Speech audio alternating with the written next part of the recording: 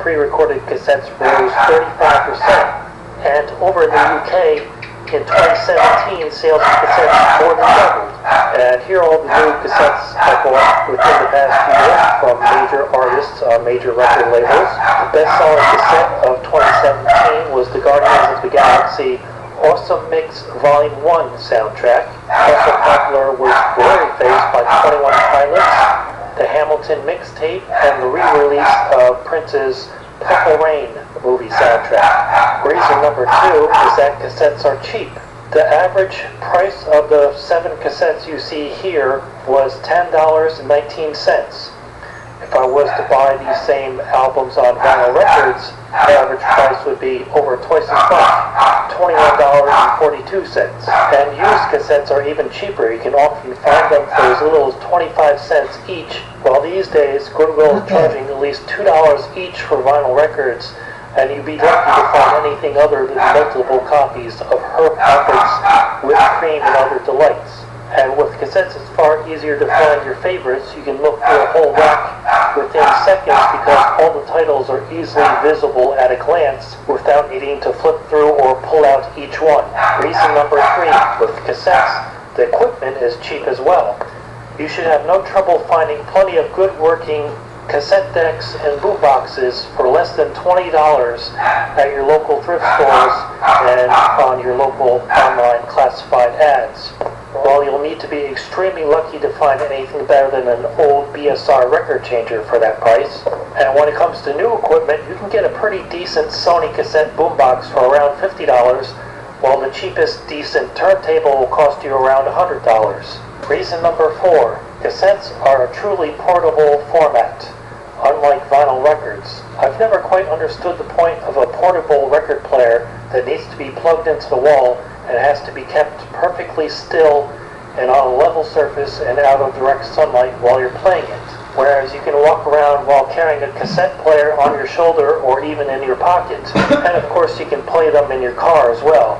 And a recent attempt at making a record player that's as portable as a cassette Walkman didn't exactly turn out too well. And of course, cassettes themselves are far smaller and lighter than vinyl records. You can easily carry around a case of 100 cassettes or put them on a rack on your wall, whereas you need to be a bodybuilder to carry around a crate full of 100 records. Reason number 5. If you like indie music, you'll love cassettes.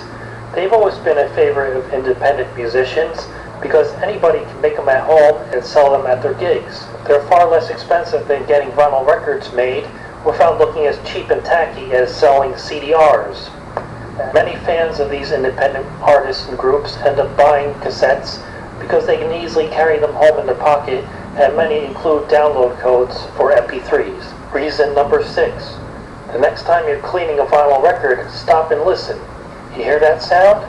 That's the sound of cassettes laughing at you because they are virtually impervious to dust, dirt, and fingerprints. In all my life of owning and playing hundreds of cassettes, I've never had to clean a single one of them, so there is no need for expensive and elaborate cleaning equipment and supplies, or for risky homebrew concoctions that may end up doing more harm than good. Reason number 7.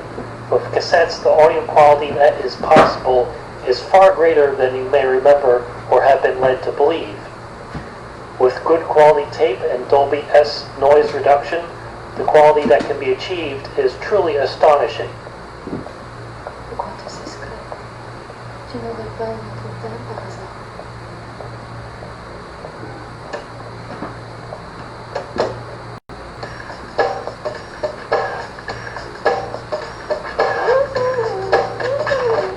And even with ordinary Type 1 tape with no Dolby noise reduction and this cheap USB portable cassette player that you can buy for less than $15, the sound quality is better than you might expect. My name's Larry, thanks, and I care what you think.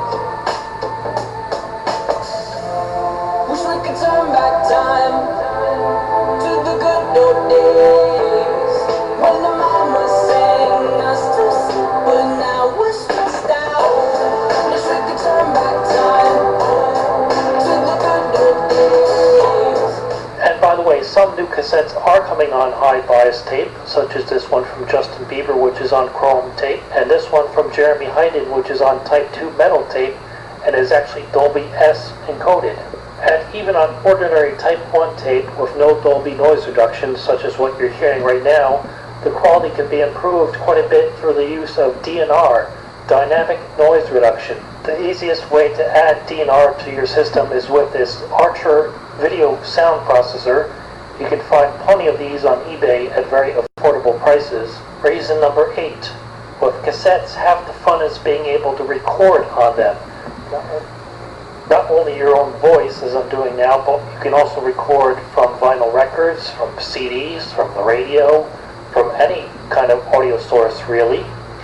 And with a cassette recorder and a good quality tape, your vinyl records will always sound as good as the first time you played them. Get a decent tape deck and then tape your records. And that's what we used to do back in the day when we were listening to vinyl. When I was younger, we would buy a brand new record, we would put it on the turntable, and then the first time we would play the record, we would actually record it on the cassette. A good quality cassette and a good quality tape deck, you'll get a pretty decent recording. And then you can always listen to that recording when you're around the house, doing housework, doing your thing, whatever, in the garage, and you can put the cassette on and you're hearing your vinyl, but you're hearing it, and it's still analog too. So for those of you who are anti-digital, this is the way to go. And of course, don't forget mixtapes, because sending a loved one a Spotify playlist just doesn't have quite the same romanticism to it. Reason number 9. With cassettes, the past comes alive. You can hear the voices of people who died years ago. Brittany Yost recalls the moment at her wedding when her eyes swelled up with tears. I couldn't answer your husband and laughed in the name of his Father and of the Son and of the Holy Spirit. Make it. It was her late grandfather's voice. You can also hear the sounds of children who are now full-grown adults. This is a photo of a show, a comedy show you did. Yes, I did. That recorded on a tape cassette. When I was 6 or 7 years old. 6 or 7 years old. This makes me so happy that you knew at 6 or 7 that you wanted to record on a tape a show called News for Goops. Type 1. And you can tune in and hear your favorite radio stations playing your favorite music, even if they went off the air or changed formats decades ago. The new Dodson 260Z may well be the first legend you can afford.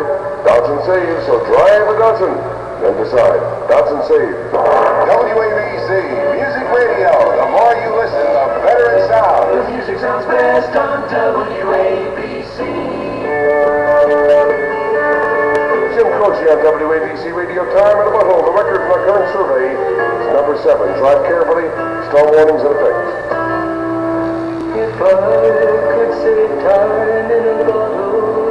And it's always a fun adventure hearing other people's recordings, because you'll never know what you might hear. You know what I like about these? You know, it's always the promise that you might discover something, that you'll put the tape in and find it's like you know, you're listening to Colonel Sanders' long lost confession of his Kentucky Fried Chicken recipe or something. Reason number 10.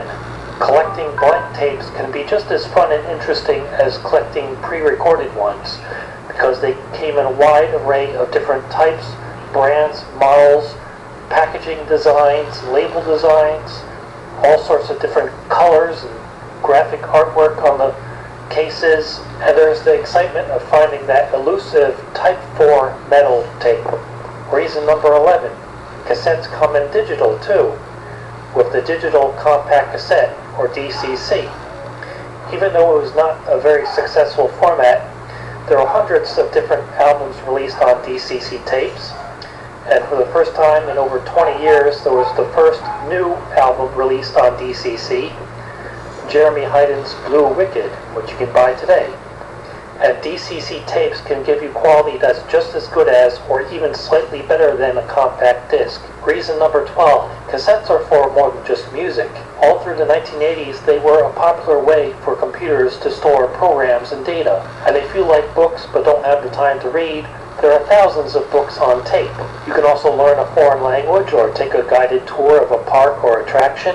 There are also tapes relating to health and fitness, self-improvement, get-rich-quick schemes, almost anything you can imagine has been recorded on a cassette tape at some point. And finally, reason number 13 why cassettes are cool again in 2018. Cassettes are more durable than you may have been led to believe. The tales of them constantly getting eaten are just as exaggerated as the tales of cheap record players ruining records. Now this business about them getting stuck inside machines, I've still got all 200 and odd cassettes I bought in the 80s and 90s. They've all survived this long without getting stuck in any piece of equipment I've ever owned. For an example of just how tough the little plastic compact cassette can be, here's a video I made of running over a cassette with my 3,000-pound car, and then afterwards it still played perfectly fine. See, the case is pretty much shattered. Looks fine to me.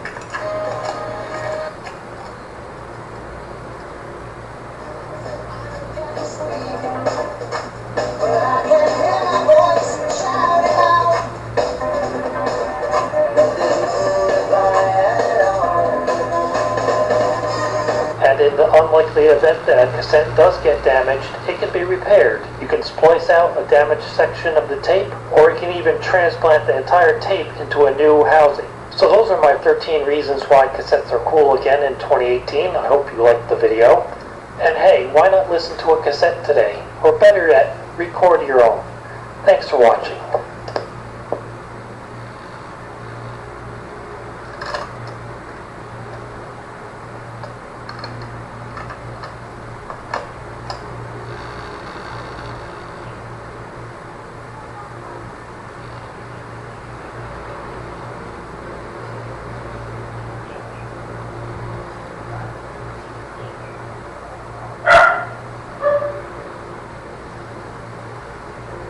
People switch to Watson's brand for a lot of reasons. The great products, amazing effects, and of course, the huge savings.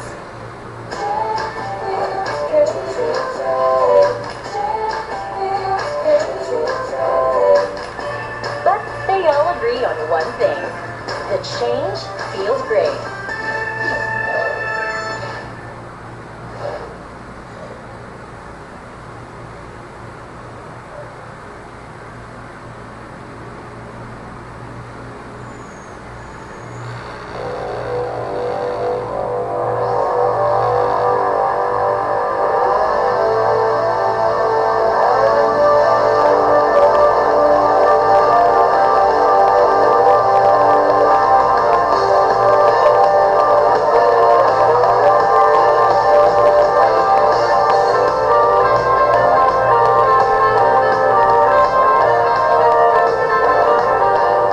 In recent years, a lot of people have been looking for a good quality all-in-one audio system. There are many all-in-one systems on the market today from brands like Victrola, Crosley, and Electro-Home, but they generally have poor audio quality and rather hideous-looking styling that looks like a cheap knockoff of something from the 1940s. But I think I found a better alternative, so let's take a look at it. This is a model that TIAC has had on the market for a while. It's the LP-R550 USB, and in fact they've just replaced it with the LP-R660 USB, although the only difference between them that I can see is that whereas the 550 is available in either a wood grain or a black matte finish, the 660 has a black glossy finish, which I'm not really a fan of. Also, outside of North America, there's the TIAC LP-R500, which lacks the USB output, but otherwise is the same thing as the 550 USB. And likewise, there was an LP-R450, which appears to be the same thing as the 500. So this review should apply to all these different models, just with the caveat that some of them have the USB output and some of them do not. Regardless of the color, I think this TIAC system has much nicer styling than those other all-in-one systems. It's quite a bit more contemporary looking, but it also has a rather high price tag. It sells for around $300, although I got this one as an open box special on eBay for $250. But that's cheap compared to some of the high-end all-in-one systems that are now on the market, and those are just turntables with built-in speakers. They don't have any of the extra features that this one has, such as a radio tuner, a CD player and recorder, and a cassette player. Now, obviously, for around $300, I'm sure if you shop wisely at your local thrift stores, classified ads, you could assemble a nice vintage audio component system, a separate turntable and receiver, CD player and cassette deck. I'm sure that's what already a lot of people in the comments are recommending that you do instead of buying one of these. But the people who are going to be interested in something like this are probably not interested in such a component system. This kind of system appeals more to the younger people who are living in smaller apartments, and they're moving often, and they don't really want to have a complex audio system that takes up half their living room and requires an electronics engineering degree in order to connect all the wires and set it up. They're looking for something smaller, simpler, and self-contained where they can just put this down somewhere, plug it in, and they're ready to play the records, tapes, and CDs. So what you get in this box that's about 18.5 inches wide, 14 inches deep, and 9 inches high. As you can see on the front panel, it has an AM/FM radio tuner with digital tuning, CD recorder. Yes, it actually records instead of just plays. It has a tape player, does not record. You think it would. Even has a blank space where you assume a record button could go, but it's just a player. But it does support normal and high bias tapes. Does not have Dolby NR, but that's normal these days because nobody makes Dolby decoding chips anymore. It has two built-in 3-inch speakers with a 3.5 watt per channel amplifier. It finally has a belt drive 3-speed turntable. Supports 33 1/3, 45 and 78 RPM. It has a counterweighted aluminum tone arm. Yes, inside this part here is an actual metal counterweight. The turntable has an auto return mechanism, a tone arm clamp, and a lifting lever. And although this turntable uses a ceramic cartridge, it is higher quality than the ones found in most of these all-in-one systems. The mechanism is actually made by Handpin. I know because it says so in the service manual. Handpin is the company that makes turntables for Audio-Technica, and unlike almost all other of those all-in-one systems, TIAC actually knows how to properly match the impedance of a ceramic cartridge. So it has surprisingly good audio quality compared to what you may be used to from most of these kind of systems. Do you really want to hurt me? Do you really want to make me cry? Precious kisses, what I've done me. I will never ask you why. Even though the stylus this turntable comes with is all plastic and has a sapphire tip, it is a genuine Japanese-made Chuo-denshi stylus, not some cheap Chinese clone like what you get with a Crosley. As is the cartridge itself, it's also a genuine Chuo-denshi CZ800 cartridge and not some Chinese clone. And as you can see right there, it's made in Japan.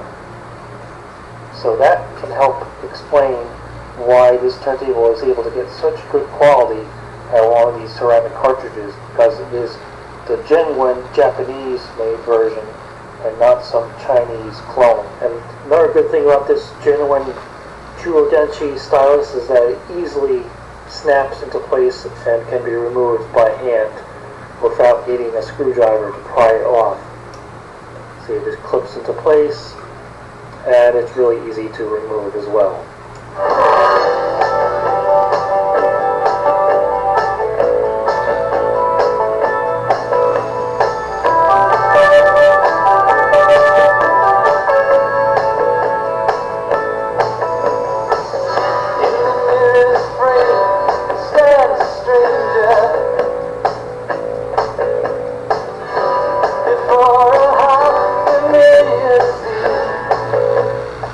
Added this rubber platter mat. It doesn't come with one. A plastic platter under there. And unlike some of those all-in-one systems from brands like Crosley and Victrola, the record will fit under the lid when it's playing. And here it is auto-returning at the end of the record.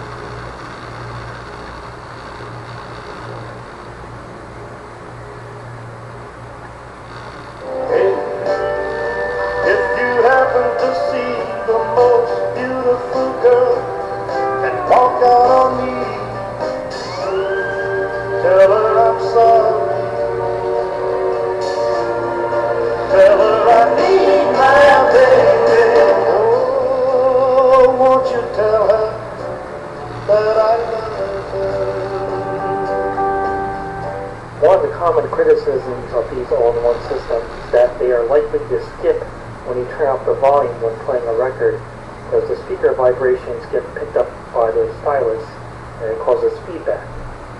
On this one, the turntable is actually mounted on springs, and I'll show you what happens when I turn up the volume all the way when playing this record. I'll have to turn on my camcorder's microphone level attenuator to keep it from getting distorted, so it won't sound as loud as it actually does in real life.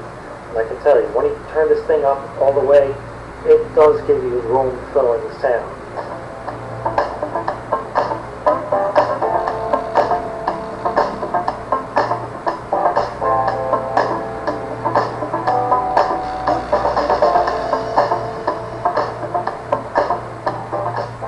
As for the cassette player, it's nothing fancy.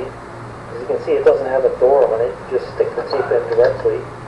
But unlike most of these all-in-one systems, it actually has full piano key controls, including rewind and pause. Most of these all-in-one systems just have an old-fashioned car radio style player where you just stick in the cassette on the side of the unit, and the only control you get is fast forward. So this is quite an upgrade from that.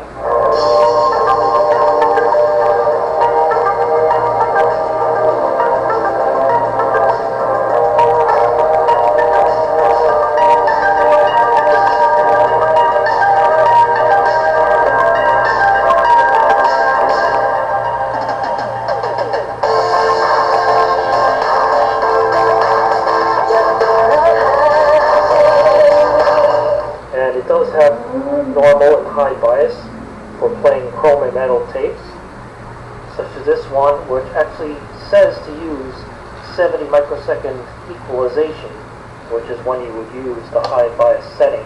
Now, most pre-recorded chrome tapes use 120 microsecond equalization, and those you play using the normal bias setting.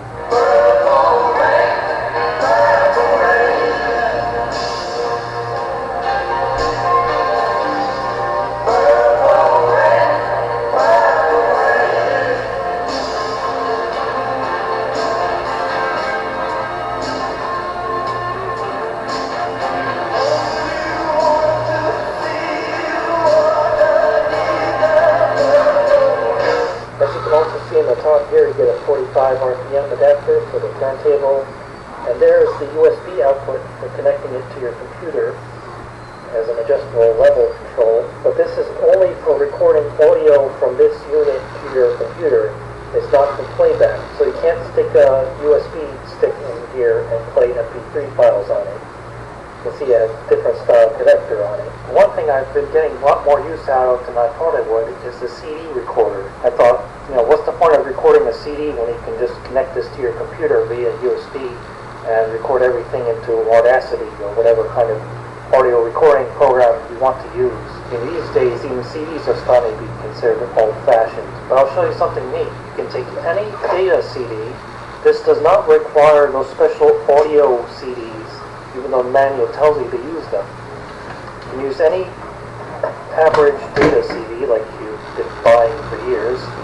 Probably have a whole bunch of them already. It also supports CD-RW discs. After you put in a blank disc, you'll see no TOC, that means no table of contents, which indicates that the disc has not been finalized, so you can record audio to it. And you can record audio onto a CD from any of the inputs, either the AM/FM radio tuner, the turntable, the tape player, or even the aux input. And not only that, you hit record, put it in record pause mode. This thing has automatic track splitting. You can adjust the level of how it detects where to split the tracks. That is off. You see the dashes. There's negative 20 dB, 30 dB, or negative 40 dB. That indicates how quiet the audio has to get before it knows to split the tracks. And in my tests, the setting of negative 30 dB works well on most records and tapes. And most of the time it gets it right. Even if the record has a transition from one track to the next where one song is fading out or the next one begins, it still splits the track. Although sometimes if there's a very quiet moment in the song or a pause, it'll split the track in the middle of the track.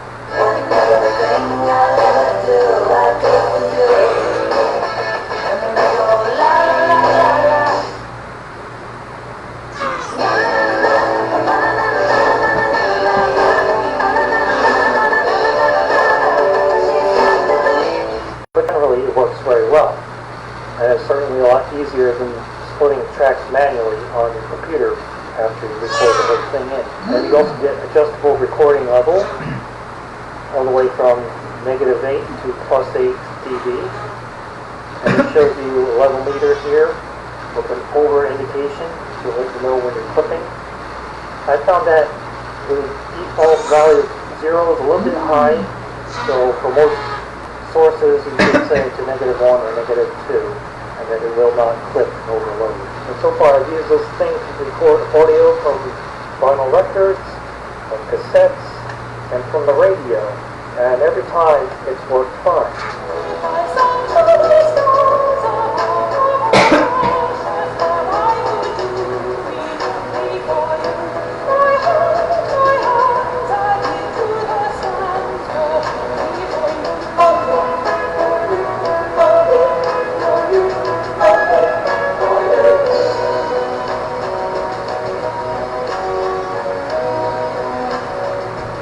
Another neat trick is that when you're recording to CD from a cassette or a turntable record, you'll automatically stop the recording when the motor stops.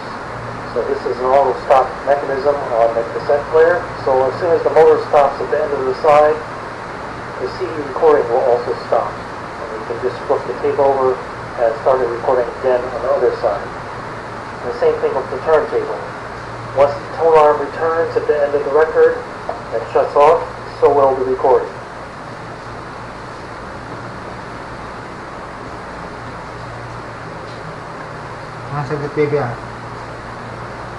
Of course, you can also manually stop recording at any time and also manually add track increments. The button for it right there on the front panel. This also has a timer recording. You can set it to record for a certain amount of time if you push the record button twice. By default, it's set to 5 minutes, but you can change it to I think up to an hour, maybe even longer. 60 minutes, 5, which is about how much, of course, including the aux. Automatic track splitting also works on any of the inputs, although its functionality may be a little bit limited on a radio, because usually they have all the songs meshed together so tightly that there are really no dead air portions for it to detect. So I would recommend turning off the automatic track splitting when you're recording from the radio. The level meter also works when you're playing a CD, so you can really tell the difference between a well-mastered CD from the 1980s like this, where it doesn't even go up all the way to 0 dB full scale.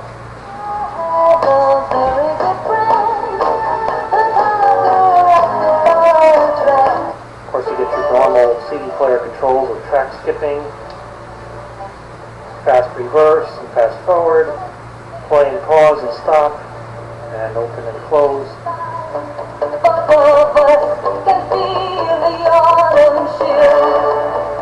And here's an example of one of the worst mastered CDs of all time. You can see the level meter just stuck at 0 through the whole song. That's how bad the loudness war got. That's just ridiculous. Doesn't even move, just stuck at 0.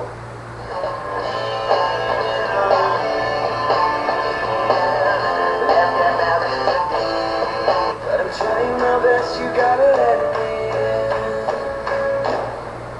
So wake me up and show me we're gonna be alright. Say you're feeling lonely, hey, I feel the same tonight. So come a little closer, I need you by my side. Everything goes wrong. And I forgot to mention, when you're recording to a CD-RW disc, you can actually erase tracks that you've recorded, and you can even unfinalize disc if you want to completely erase the whole disc and start over. Here's a little test of the aux input just to prove that it works. I have a little tripod connected to it.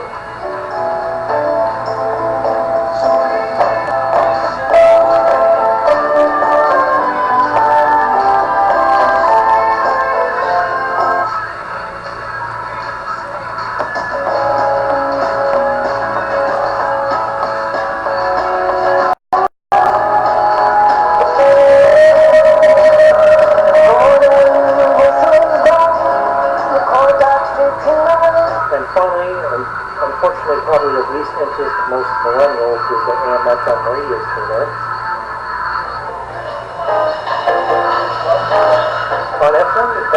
very good reception and sound quality.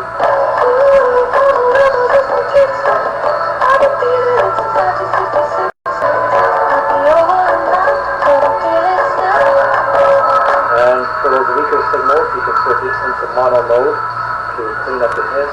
But the tuning, I found, is rather slow. Every day we're taking steps to make your lives better. That's why we know it's not just about having healthy skin from within, but standing out. Not just about keeping your breath fresh. Gina, this game night was a great idea. Yeah, this will be a lot more fun than last Saturday when we went to see the vagina monologues. So, in international news, no luck yet finding Osama bin Laden, so the government is trying a new tactic. They've hired Jeff Gillooly. Sorry, I guess that joke was not so fresh, but you know... For whistling at a white woman, go directly to jail. Oh man, does anyone ever win at this game? You don't win. You just do a little better each time. Okay, everybody, time for paintball. Ooh, I forgot to pick up the paintball guns. Well, we could use these. I brought them from the office.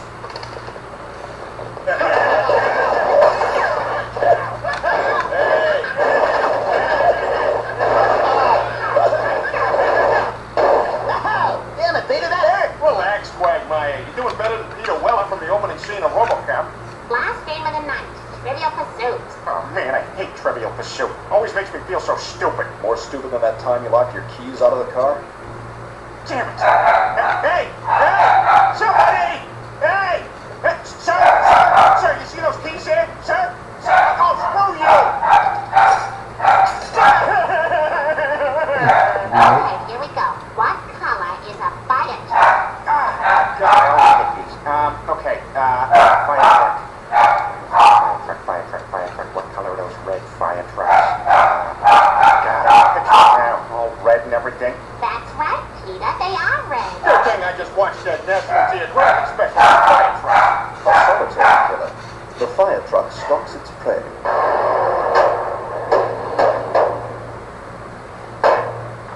The fire truck can consume 8 times its body weight.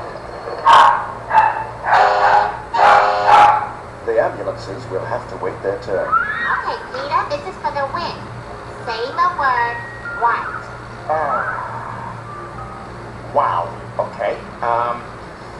This really separates the men from the boys. Peter, just say what? Yeah. Lois. This is not a race. Steady. Is it what? That's right. You win, Peter. You did it. I won.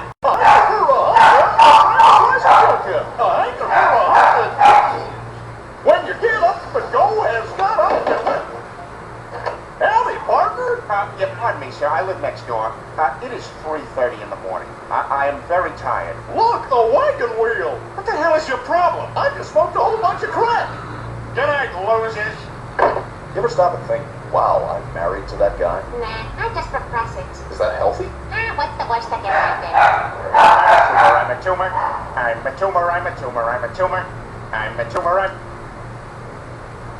Every day we're taking steps to make your lives better. That's why we know it's not just about being clean and fresh, but being safe from worry. Not just about fighting pimples, but reaching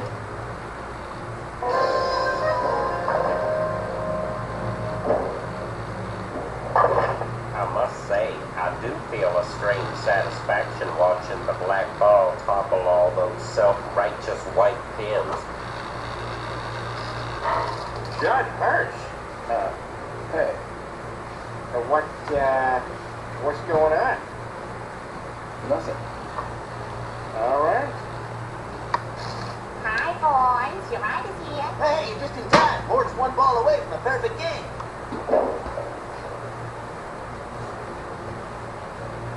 Oh my God, you bowled a perfect game! I just never stop believing. Say no to acid. Please relax, boy. You think you were God himself? No, he's over there. Hey, you want to see what I can do? All right, ready? Check it out. Beer, glass. All right, now watch this. You want to go out later? I'll be right back. I'm gonna go tinkle. Okay, everybody ready? Hey, where's Quagmire?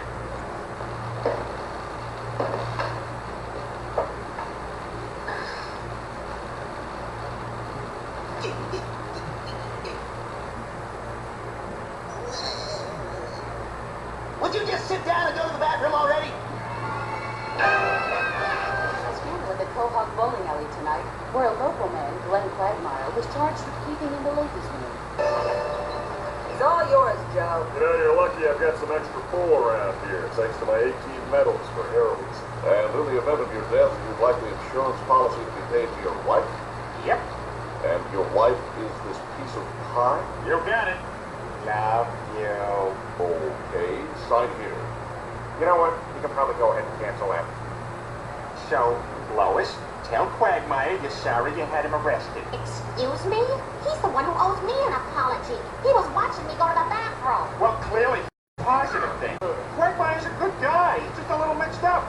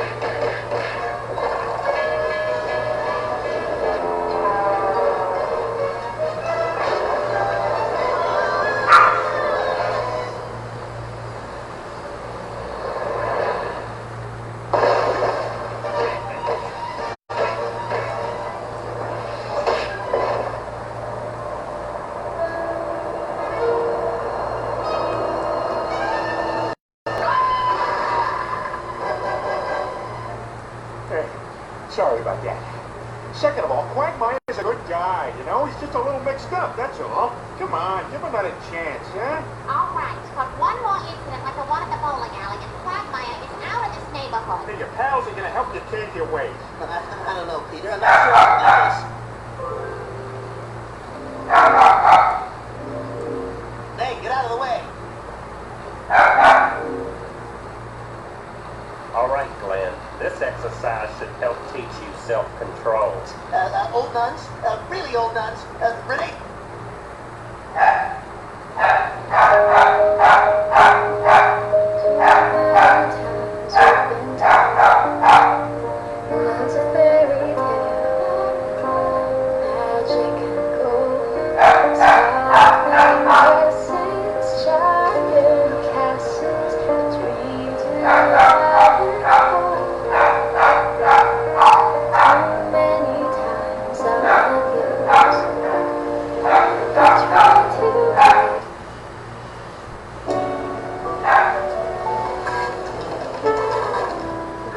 And today in LGR, we've got a delightfully silly piece of PC gaming hardware from the mid-2000s. This is the Thermaltake Circle Fire 5¼ inch professional multimedia kit.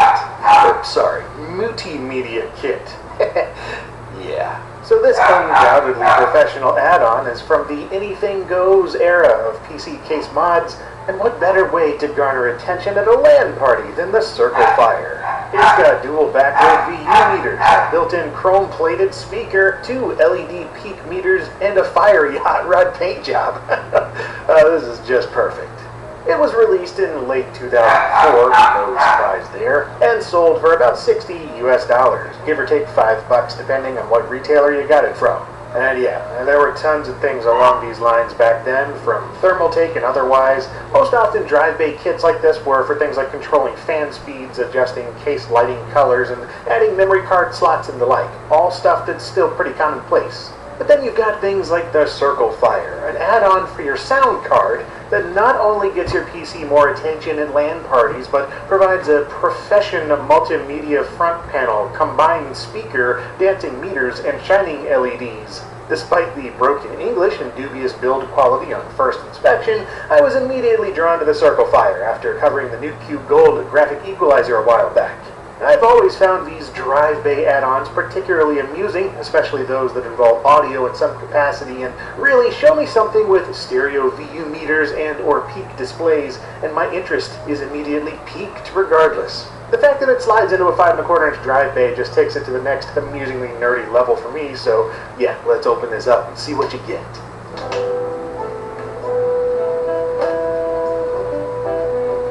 First up is the A1994 Circle Fire unit itself, which is a good bit shorter in length than an optical drive and much lighter in weight, at just 310 grams. Though the enclosure is all metal, so that's nice.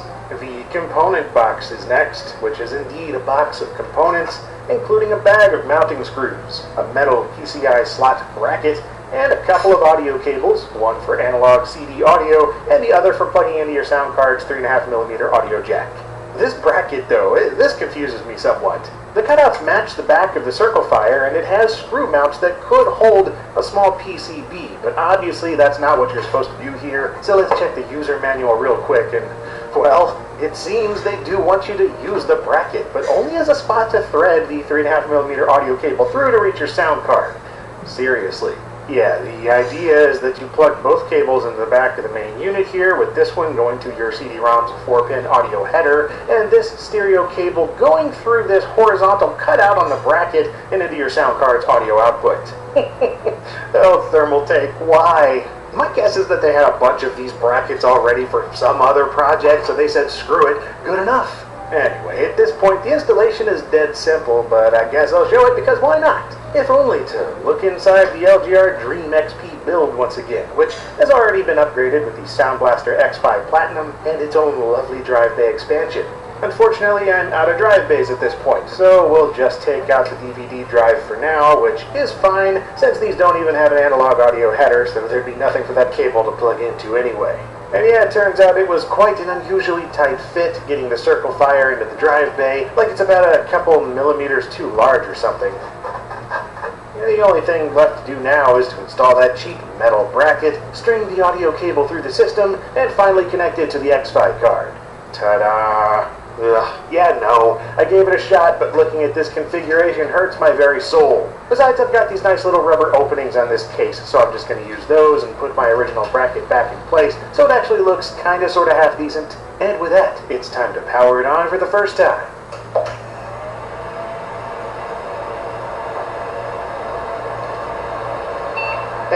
Yeah, that's not a great sign. We've got our red LED lit up on the left channel peak meter, nothing showing on the right, and then there's the Windows startup sound.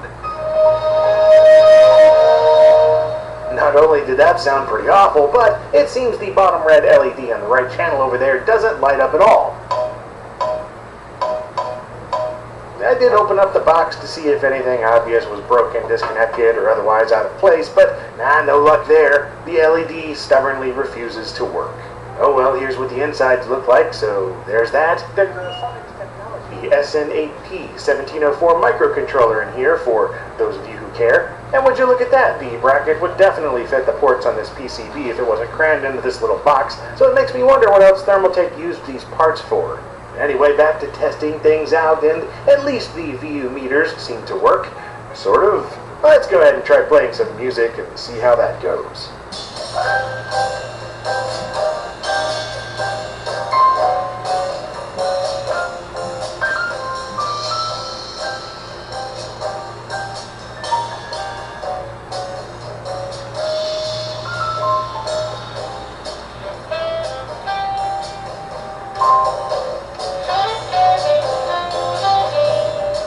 You know, all the warning signs and red flags indicated this thing would be terrible, and it is. The Circle Fire is very clearly a gimmick, a kind of case mod toy not to be taken seriously, so why am I still disappointed? Misguided optimism strikes again. Right, so the Thermaltake Circle Fire, it technically works. The speaker outputs sound, the VU meters bounce to the music, the LED backlighting does its thing, and the peak meters react to sound.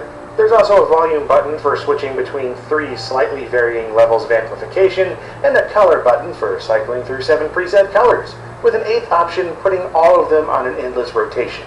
The problem is that everything sucks. Let's start with those peak and VU meters, which I hesitate to call them that now that I've used them. For one thing, the peak meters are upside down, going from red on the bottom to green on the top. That makes absolutely no sense. And the VU meters, well, they don't react or move like any VU meters I've ever seen.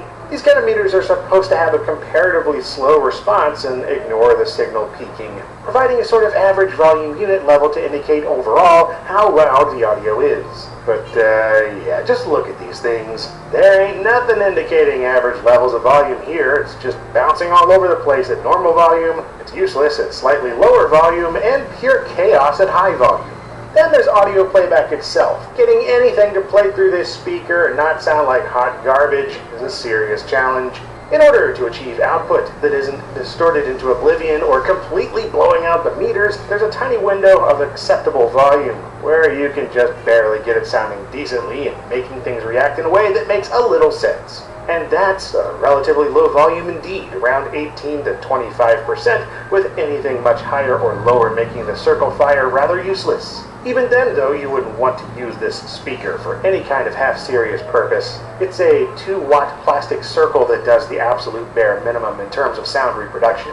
Though I guess they were pretty restricted in terms of what they could even use in a space this small. There's also the fact that there's no pass-through on the circle fire, which is a problem if you want to use the meters but don't want to use the built-in speaker. Unlike other drive bay audio devices like the new Cube Gold, which feature a breakout cable with inputs and outputs around back, the circle fire only works using a single 3.5mm audio cable. So you're stuck using that awful speaker no matter what, unless you provide your own splitter around back to send audio to both external speakers and the circle fire.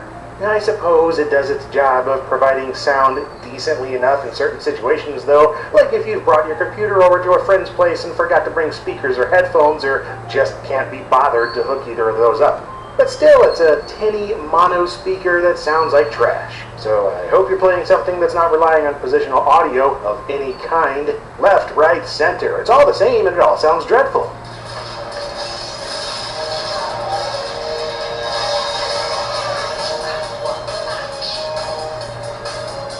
So there you have it. Barring that one red LED not lighting up for some reason, the Thermaltake Circle Fire achieves its goal of being a speaker with some colorful meters and Guy Fieri flames that you can stick in your computer case to, quote, stand out from the crowd at LAN parties. But as far as being a professional multimedia device, don't be ridiculous. Despite knowing better, I still hoped that at least those analog VU meters would do something halfway useful in terms of providing visual representation of volume levels, but of course not. The meters simply dance around haphazardly and remain only somewhat in sync with what's passing through the speaker, resulting in an experience that's amusingly novel at first glance, but doesn't hold up to any kind of scrutiny once you look at it for even a few seconds. And seeing how hard it was to find one of these to begin with, this will likely not be useful information to anyone at all. But hey, that's just how it goes on LGR. Outdated computer accessories and retro technology that no one asked to see, but here it is anyway.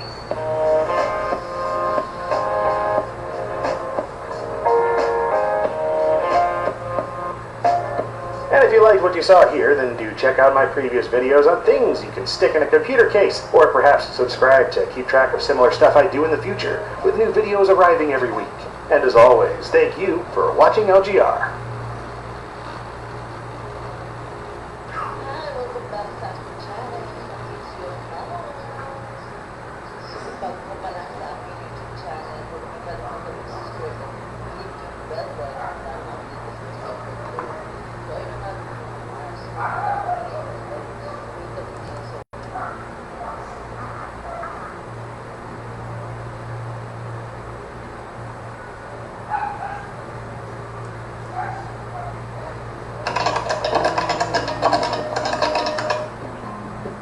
Greetings and welcome to something a little bit different here on LGR once again because I feel like it.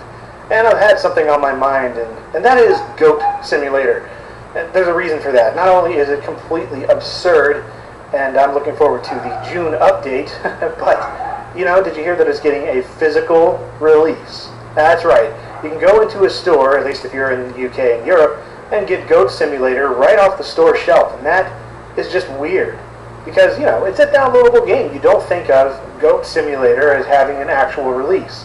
But maybe you do, because I know there's a lot of simulators that get physical releases over there that don't in the US. But yeah, that got me thinking, there are a lot of games that I don't think of as having physical releases, and yet they do. Some older and many newer.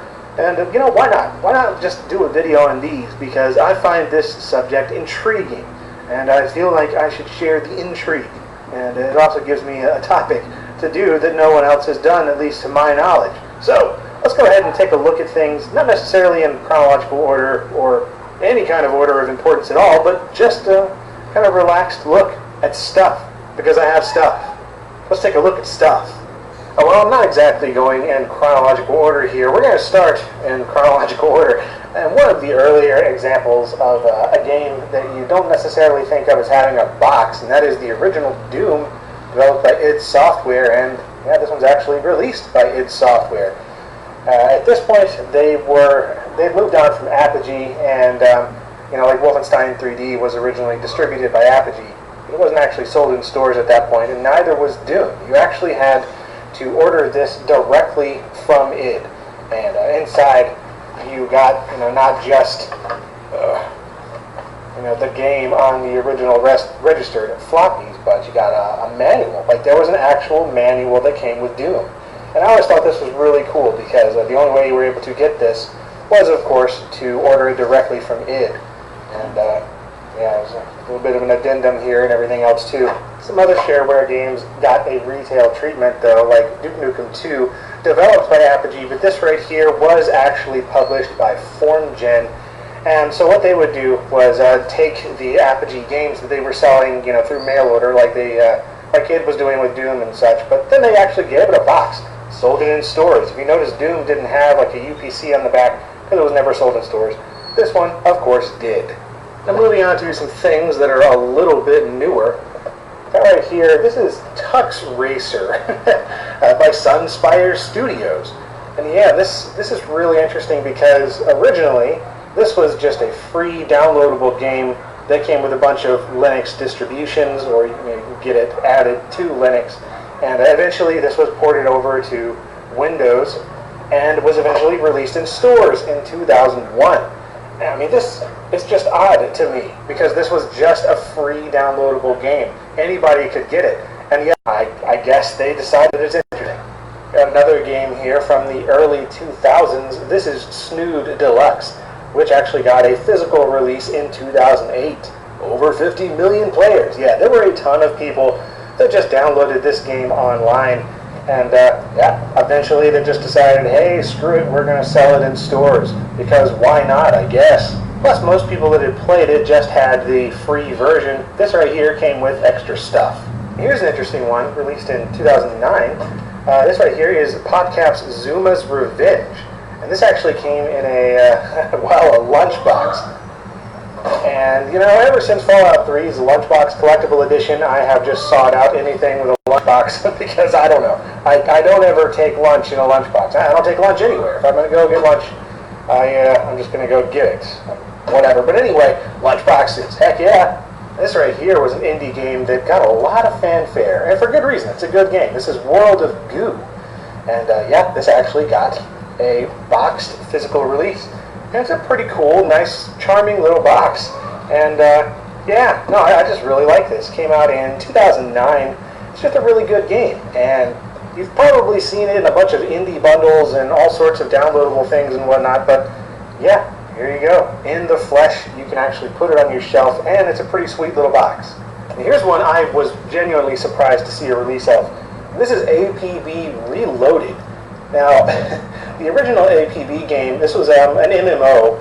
It was, sort of GTA-ish, sort of Saints Row meets a whole bunch of other stuff. I don't know. It was made by the people that did Crackdown, or at least some of them, originally. It was relaunched as APB Reloaded, and, MMOs, sometimes you'll, of course, see them boxed, but this one, this was a game that died, and then it came back from the dead as APB Reloaded. It was like a free download, and, well, to see this in the store, I was just beyond surprised. This is apparently released to stores in 2011. Yes, this is destined to be an absolute classic. Amnesia: The Dark Descent. This was actually apparently distributed or published in physical form by ValueSoft Cosme. Talk about a cheap company. They put out so much like shovelware and crap, and this cover just does not do the game any justice. In fact, I mean, it's spoiled what the frickin' monster looks like right on the cover.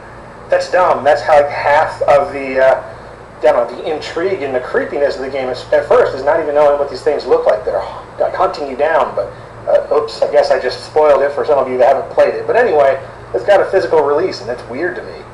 Man, I freaking love this game. This right here is Trine, and I didn't know this got a physical release either. Another one of those awesome downloadable games. This was by the Frozen Byte people, and apparently several of the Frozen Byte games have actually been released physically, here in the US even. I didn't actually find this one in a store. Amnesia I found, oddly enough, in an Office Depot. This I just found randomly on Amazon when I was searching for other games, and yeah, it was there for like $2, so I'm like, heck yeah, why not? This game is friggin' sweet. Also sweet, also got a physical release, Torchlight by Runic. And this, if you are not aware, is a Diablo-like game made by a lot of the same people that made Diablo 1 and I think Diablo 2. And it's freaking awesome. And I had no idea that they released this physically until I found it in a half-price books. And, as you're going to be seeing here soon, I don't have too many other games that were actually released physically in the US, but this is one of them. Pretty much my last game that was released physically in the US, well, in this small subset of my collection that I am showing today, the last game. This is Super Meat Boy Ultra Edition. And man, this box is just really cool. I mean, I love this artwork. This game is so freaking hard.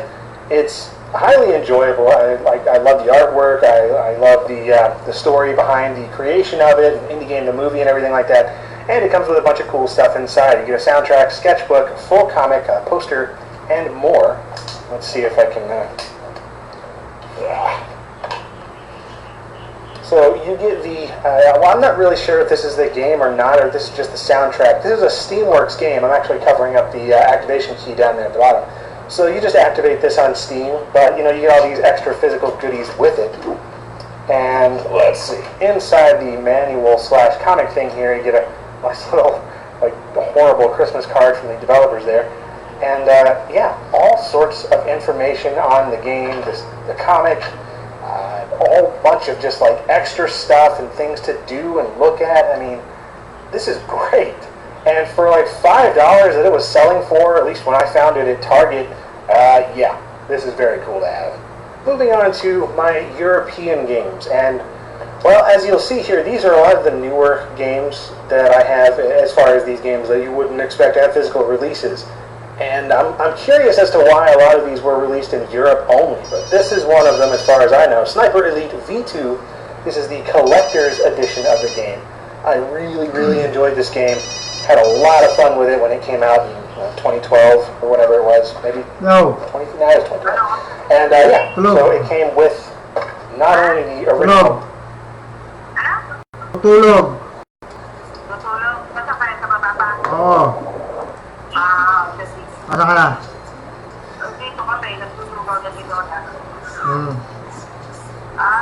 Oo. Oo. Sige, bye-bye. Sige, bye-bye.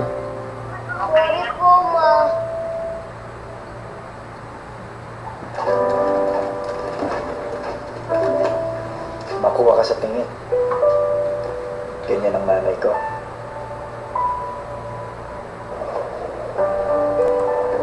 Simula nung bata ako,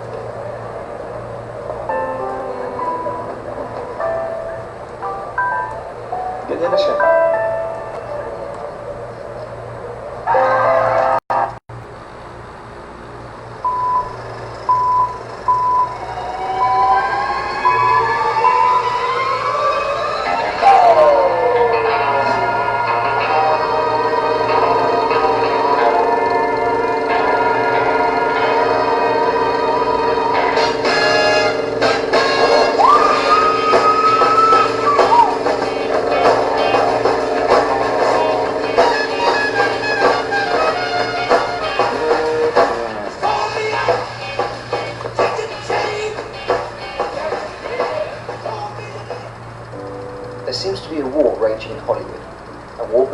two formats. In one corner stands the defenders of 35mm and 17mm film celluloid. More than 100 years, film celluloid has been the dominant medium that Hollywood directors think on their preferred format. And you're not too sure about the digital era, are you, in terms of, as opposed to old day of going to the cinema and widescreen or something? The digital era, at least it does nothing for me. It does nothing for me. I mean, I actually think I'm getting gypped when I go to a movie and I realize it's either been shot on digital or being projected in digital. I mean, some people feel differently about this, but I think it's the death key. I think it's the death rattle. Making a film on celluloid, as I'd like to do with all of my pictures, but then transferring it and releasing it and projecting it digitally is a very inferior image. So the decision to go out with a vast majority of theaters, motion picture film theaters, was a simple decision for me to make. But digital cinema is inevitable. It's right around the corner. And someday even I will have to convert, but right now I love shooting on film. I love film. As a filmmaker, I could tell the difference between these two formats. There is a remarkable difference between the aesthetic look and feel of both film and digital photography. While film feels more original and organic, digital feels crisper and clearer to the human eye. Celluloid film has a richer texture, more vibrant colours, and starker shadows that cannot be matched by digital technology. So what format is better? This is the grand debate which divides and unites cinematographers, directors and audiences alike. The grand debate has been apparent since the first digital movie in May 1999, where George Lucas challenged the supremacy of the movie-making medium.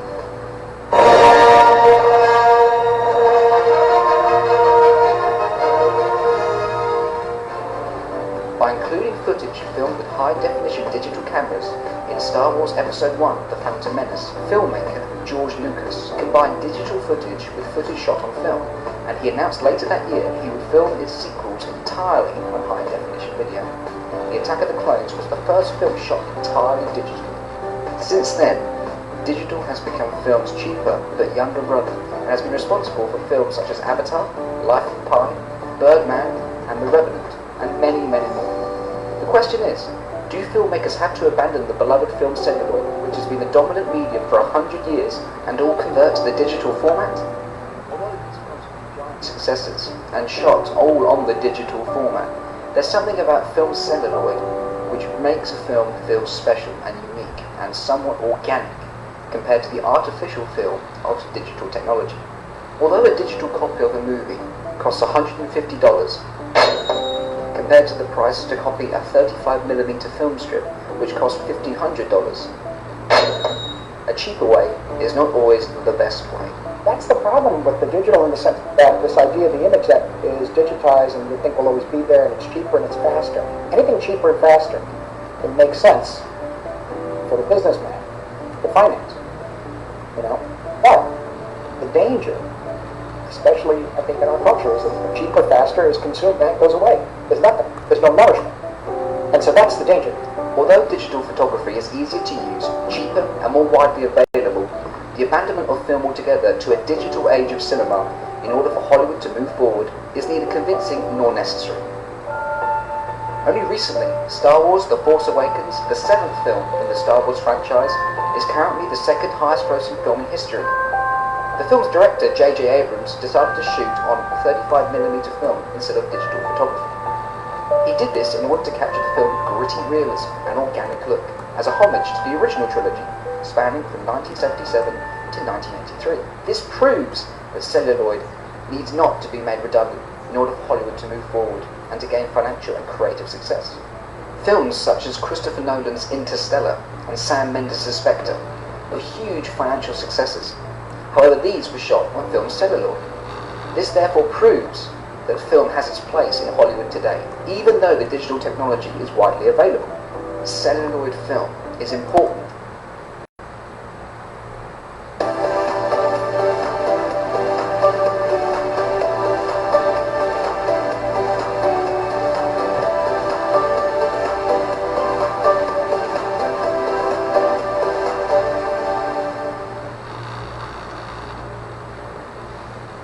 Pagbili ng house and lot?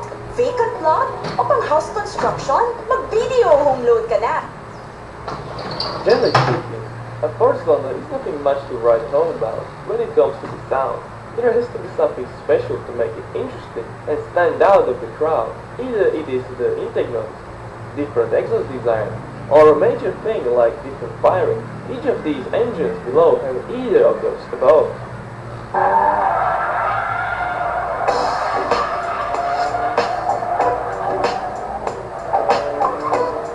Aprilia 210 V4.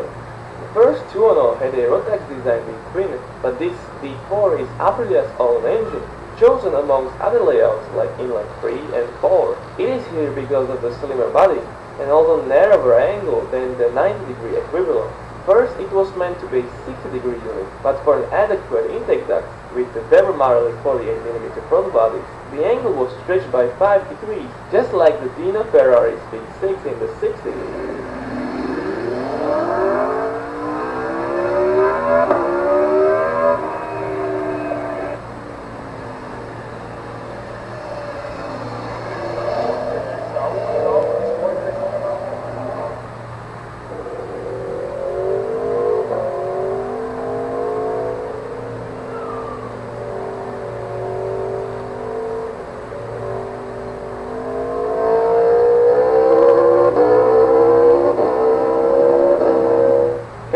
Ninja H2.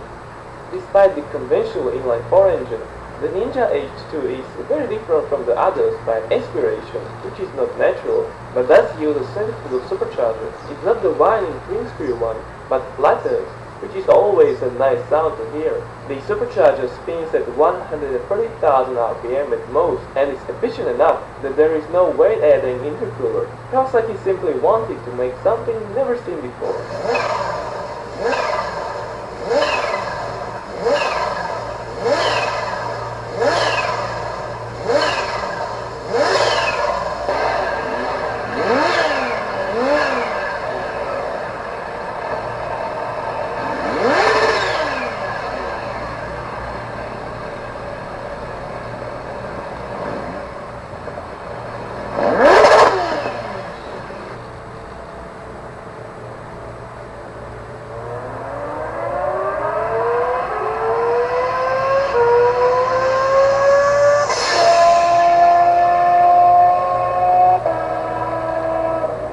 Yamaha RD500LC. Two strokes are cool, and there had to be one here. This one has even narrower angle between the banks than the Aprilia, and the front bank is actually horizontal placed. There is a twin crankshaft design with one crankshaft powering a single balancing shaft and 4 YPBS power valves inside the block, altering the exhaust height. Interestingly, there is a separate oil injection system for the best lubrication possible.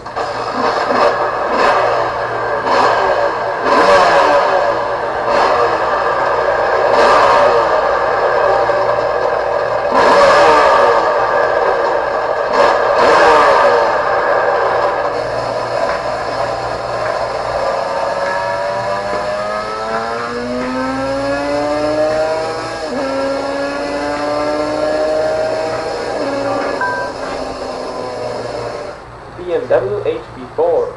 The HP4 is one of the most better Supersport F5. In its base score, it is the S1000RR, using a straight 4 weighing just 59.8 kilograms and having almost 200 horsepower. In fact, BMW is able to cross that with the HP4 Race, which is a track-only, non-street legal machine with 215 horsepower. One beautiful feature of the HP4 is the launch control. Here the reason.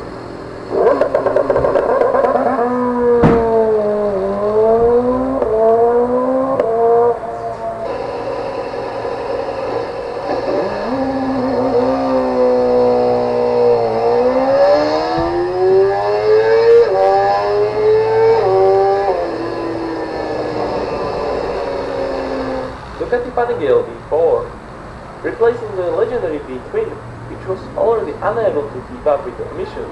The new, highly anticipated V4 shares some design solutions from the old unit, one of which is the Desmodulus valve. Like the limited edition Desmosedici RR, the Panigale V4 has the twin pulse firing as well, with a 70-degree offset crankshaft.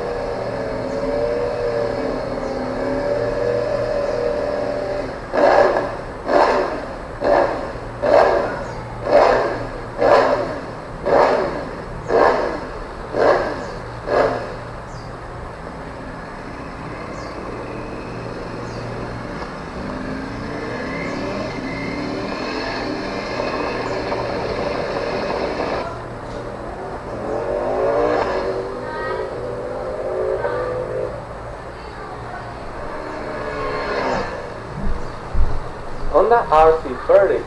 It is officially named as the DFR 750R, but it is more common to call it by its code name. People stood lines to get it over a half as expensive Suzuki because it was a race-derived bike. The chassis, engine, and carbs had to be identical due to the rules with the road bike, and so the 90-degree engine fires two cylinders close after each other, with a bigger pulse between another two. It is the RS-24 source engine, supposedly with a very distinctive sound for the RC30.